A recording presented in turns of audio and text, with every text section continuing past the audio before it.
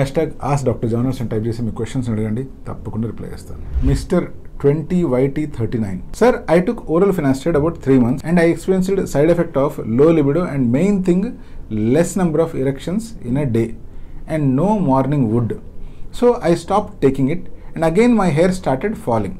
What to do, sir?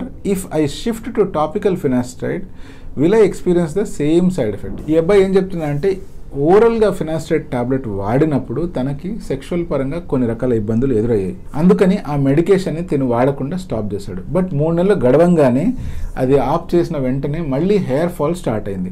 So ఇప్పుడు మళ్ళీ టాపికల్గా అంటే జస్ట్ తలకు రాసుకునేలాగా మినాక్సిల్ ప్లస్ ఫినాస్టైడ్ ఏదైతే లోషన్ అవైలబుల్ ఉంటుందో అటువంటి లోషన్ని వాడొచ్చా, అటువంటి లోషన్ వాడినా కూడా ఓరల్ టాబ్లెట్ వాడినంత సైడ్ ఎఫెక్ట్స్ ఏమైనా వస్తాయా అనేది ఈ అబ్బాయి డౌట్. మనము ఎప్పుడైతే ఒక ట్యాబ్లెట్ని ఓరల్గా తీసుకుంటామో అది డైరెక్ట్గా మన డైజెస్టివ్ సిస్టమ్ నుంచి బ్లడ్లోకి అబ్జర్వ్ అయిపోయే ఛాన్సెస్ ఉంటాయి, కాబట్టి దాని ఎఫెక్ట్ పూర్తిగా కనిపిస్తుంది. అలాగే ఓరల్ ఫినాస్టైడ్ ట్యాబ్లెట్ తీసుకున్నప్పుడు కూడా అది బ్లడ్లోకి అబ్జర్వ్ కావడం వల్లనే దాని గుడ్ ఎఫెక్ట్ కానీ సైడ్ ఎఫెక్ట్ కానీ.